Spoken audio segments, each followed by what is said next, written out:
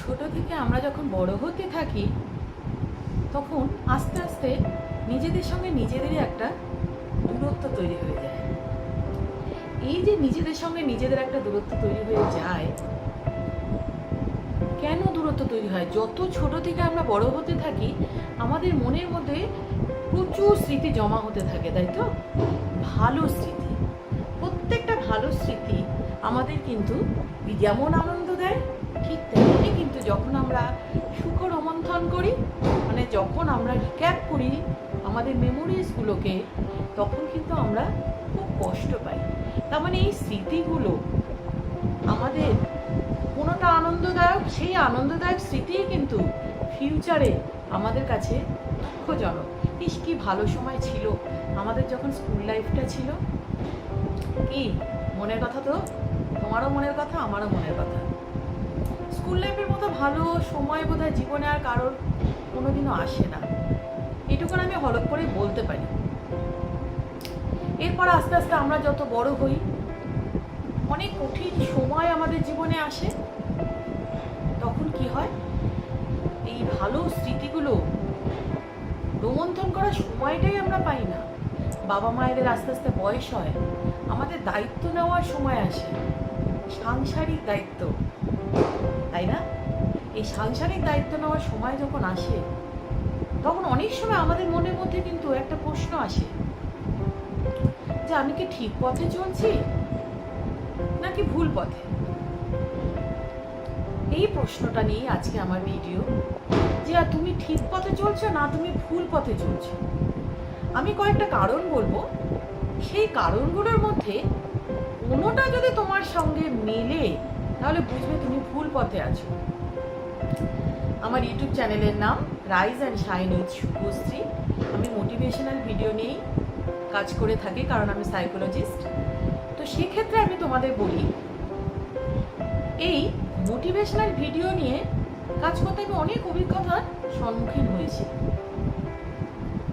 প্রচুর লোক আমার সঙ্গে প্রাইভেট সেশন করেছেন, আমার ভালো লেগেছে।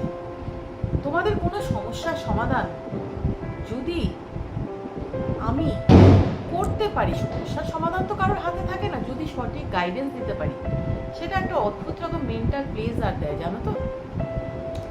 তো এবার আমি চলে আসি আমার পয়েন্টে, যে আমরা ভুল পথে আছি না ঠিক পথে আছি। এই ভুল পথে যাওয়ার, যদি আমরা ভুল পথে যাই তাহলে কয়েকটা কারণেই যাই, তাই না? কারণ ছাড়া তো কোনো কিছুর ফল হয় না, তাই না? Always there is a cause and effect. তো এই ভুল পথে যাওয়ার ক্ষেত্রে আমি একটা কথা তোমাদের বলি, কয়েকটা পয়েন্ট বলবো, সেই পয়েন্টসগুলোকে তোমার সঙ্গে মিলছে তুমি সেটা খেয়াল করে দেখো। প্রথম পয়েন্ট, এই মুহূর্তে তোমার যদি কোনো লাইফ পার্টনার থাকে বা লাভ পার্টনার, আমি ইদানিং এই প্রেম করার বিষয়টাকে লাইফ পার্টনার আর বলি না, কারণ এত বেশি ব্রেকআপ হচ্ছে সকলের, প্রেম করলে যে সে লাইফ পার্টনার হবে সেটা আর আমরা বলতে পারি না, তাই না? তো সেক্ষেত্রে আমি বলছি, যদি তোমার লাভ পার্টনার বা লাইফ পার্টনার, ওই মুহূর্তে সেই আমাদের কাছে ভীষণ ইম্পর্টেন্ট। সে প্রেম হোক কি বিবাহিত জীবন হোক, সে যদি সঠিক না হয়, ধরো সঠিক নয়, কি করে বুঝবে? যে তোমাদের নিজেদের মধ্যে বিশ্বাস নেই। একটা সম্পর্কের বেস হচ্ছে বিশ্বাস, ভালোবাসা, মর্যাদা, সম্মান। যদি নিজেদের মধ্যে বিশ্বাস না থাকে, রেসপেক্ট না থাকে, যদি দেখা যায় পরস্পরের প্রতি সন্দেহ, তাহলে বুঝবে তুমি এই মুহূর্তে লাইফে একটা ভুল পথে আছো। এটা আমার একটা প্রথম কারণ। তুমি তোমার লাইফ পার্টনারটিকে দেখো যে সে তোমার জীবনে মোটিভেশন করছে না তোমাকে ডিমোটিভেটেড করছে, সেটা তোমাকে দেখতে হবে। যদি দেখা যায় যে সে তোমাকে ডিমোটিভেটেড করছে, তুমি তাকে বিশ্বাস করতে পারছো না, বা সে তোমাকে বিশ্বাস করতে পারছে না, তাহলে মায়া কাটিয়ে বেরিয়ে এসো, কারণ আমাদের সঠিক পথে চলতে হবে। আরেকটা জিনিস আমি বলি, এই প্রথম পয়েন্টই, এটা আমার ফার্স্ট পয়েন্ট ইজ রানিং, যে বন্ধু বন্ধু কিন্তু খুব বড় জিনিস, জানো? আমি মনে করি, এটা আমার পার্সোনাল ভিশন, যে 10টা খারাপ বন্ধুর থেকে একটা ভালো বন্ধু ভালো। যদি দেখা যায় এই মুহূর্তে তোমার যে বন্ধুগুলো আছে তারা ব্লান্ট, আকাট, গণ্ডমূর্খ, তারা তোমাকে মোটিভেশন তো দূরের কথা, তুমি বিকেলবেলা পড়তে বসলে সঙ্গে সঙ্গে তোমাকে ফোন করে বললো চল আজকে হোটেলে গিয়ে খেয়ে আসি, চল আজকে আমরা একটু পার্টি দিই, তাহলে আমি বলবো সেখানেও মায়া কাটিয়ে বেরিয়ে এসো। তাহলে আমার ফার্স্ট পয়েন্টে কি ছিল, যে ভুল লাইফ পার্টনার, ভুল ফ্রেন্ডস, এই দুটো আমাদের আছে কিনা দেখতে হবে। যদি এই দুটোর মধ্যে তোমার থাকে তাহলে তুমি মায়া কাটিয়ে এখনো সেখান থেকে বেরিয়ে আসতে পারো, কারণ তোমার লাইফের মোটো কিন্তু তোমাকেই সেট করতে হবে। এবার আসি আমার সেকেন্ড পয়েন্টে। এই সেকেন্ড পয়েন্টটা ভীষণ ইম্পর্টেন্ট, লং টার্ম ভিশন, মানে দূরদর্শিতা।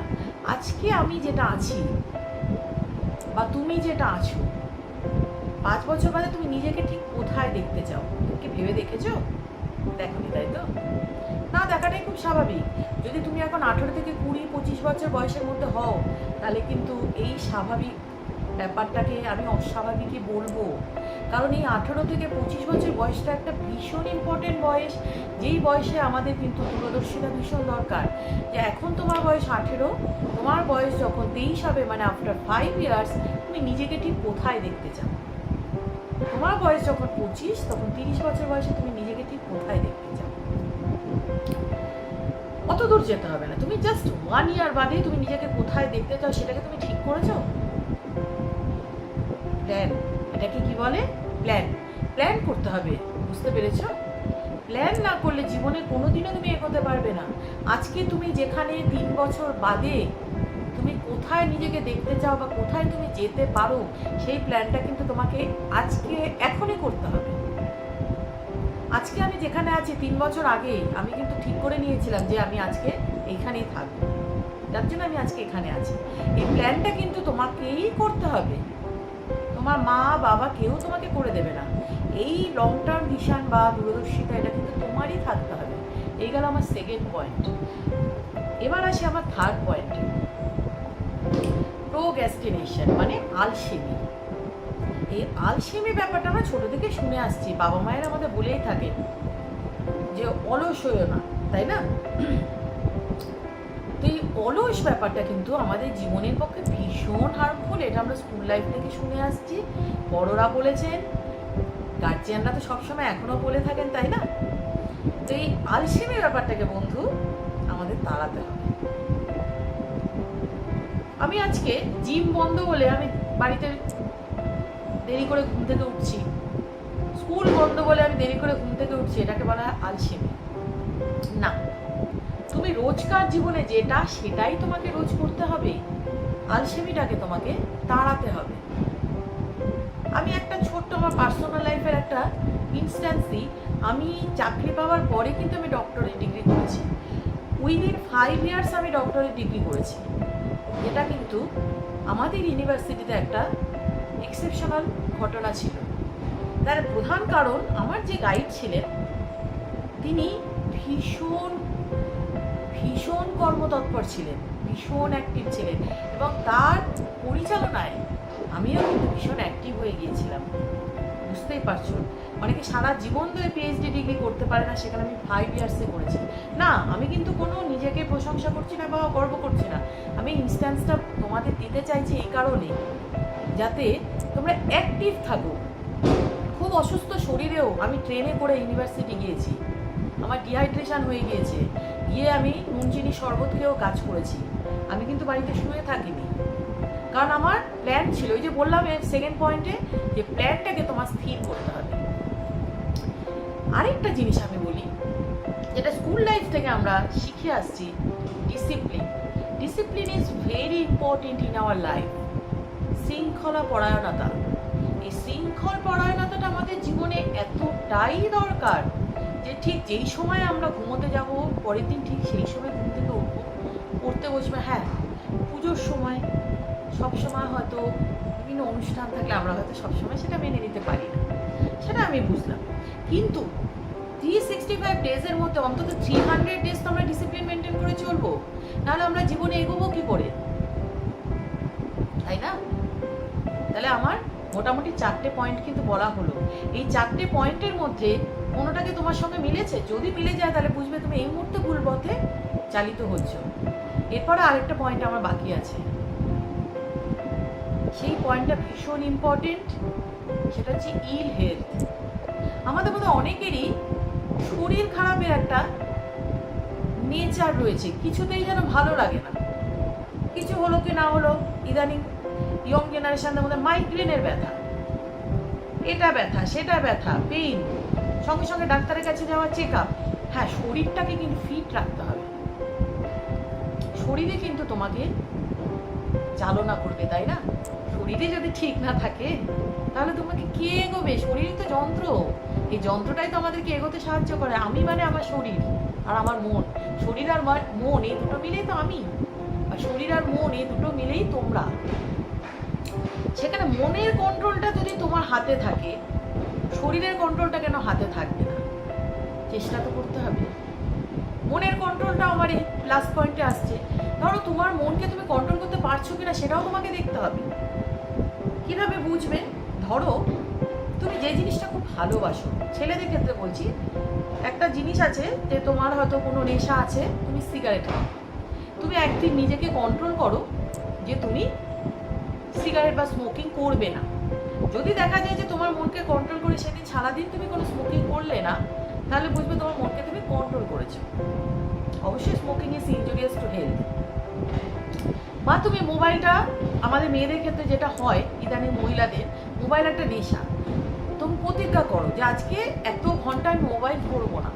যদি দেখা যায় যে তুমি তোমার মনকে কন্ট্রোল করে মোবাইলটা না ধরে রেখেছো, তাহলে কিন্তু বুঝবে তোমার মনের উপর তোমার কন্ট্রোল আছে। মনের কন্ট্রোলটা তুমি করতে পারবে, শরীরের কন্ট্রোলটাও কিন্তু তোমাকেই করতে হবে। হেলদি ডায়েট করতে হবে, সঠিকভাবে পরিষ্কার পরিচ্ছন্ন থাকতে হবে, নিয়মানুবর্তিতা থাকতে হবে, ফাস্টফুড খাওয়া চলবে না।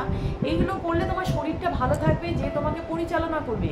শোনো, আলসে হয়ে বিছানায় শুয়ে থাকা আর শরীর খারাপ হয়ে বিছানায় শুয়ে থাকা, দুটোর মধ্যে কিন্তু বিস্তর ফারাক, তাই না? শরীর খারাপ হয়ে বিছানায় শুয়ে যারা থাকে, সেই কষ্টের কিন্তু কোনো শেষ নেই। সেই কষ্ট শুধু শরীরের কষ্ট নয়, মনেরও কষ্ট। সেজন্য বলছি, শরীর এবং মন দুটোকেই আমাদের নিজের নিয়ন্ত্রণে রাখতে হবে। এই মুহূর্তে যদি আমাকে তোমরা অন্য কোনো প্ল্যাটফর্মে দেখছো, তাহলে অবশ্যই চলে যাও ইউটিউবে, সাবস্ক্রাইব করো। তোমাদের লাইক, কমেন্ট, শেয়ার আমার জন্য ভীষণ ভীষণ প্রয়োজনীয়। এবং আজকে যে 5টা পয়েন্ট আমি তোমাদের সঙ্গে শেয়ার করলাম, যে আমাদের লাইফটা রং কোনো পথে এগোচ্ছে কিনা, ভুল পথে এগোচ্ছে কিনা, এই 5টা পয়েন্টের কোনোটা যদি তোমার সঙ্গে মেলে, তাহলে তুমি কমেন্ট বক্সে অবশ্যই জানাও। হ্যাঁ, আমাকে তোমরা দিদি মনে করে অবশ্যই জানাতে পারো। কমেন্ট বক্সে জানাও কোনটা তোমার সঙ্গে মিলেছে। তাহলে তুমি সেই পয়েন্টটা থেকে তোমাকে বেরোতে হবে। বেরোনোর উপায়টাও আমি আশা করি তোমাদের বোঝাতে পেরেছি। যদি মনে হয় তোমরা ভিডিওটা বারবার দেখো, এবং অনেকের ক্ষেত্রে আমি তো বলবো একটা নয়, অনেকগুলো পয়েন্টই তোমাদের লাইফের সঙ্গে মিলবে। আরে বাবা, এই বয়সটা তো আমিও পেরিয়েছি নাকি? হ্যাঁ, আমার ভিডিওটা কিন্তু শুধুমাত্র টিনেজার বা তরুণ প্রজন্মের জন্য নয়, আমাদের মতো বয়সেদের জন্য, মিডিল এজ গ্রুপদের জন্য। কারণ আমরা ভুল পথে জীবনে যে কোনো সময়ে কিন্তু আমাদের পা পিছলে যায়। সেই জন্য আমি প্রত্যেকের জন্য, আমার অডিয়েন্স যারা আমার পরিবার আছে, প্রত্যেকটা বয়সের জন্য আমি বলছি, এই যে 5টা পয়েন্ট আমি আলোচনা করলাম, কোনটা তোমাদের সঙ্গে মিলছে সেটা কমেন্ট বক্সে জানাও। এবং কিভাবে সেই জায়গা থেকে বেরোতে পারবে সেটা আমার ভিডিও থেকে নিজেরাই সিদ্ধান্ত নাও যে কীভাবে তোমরা এখান থেকে বেরোবে। আমি চাই তোমরা নিজেদের একটা ভালো জায়গায় নিয়ে যাও, তাই না? আজকের মতো তাহলে আমি আসি, টাটা।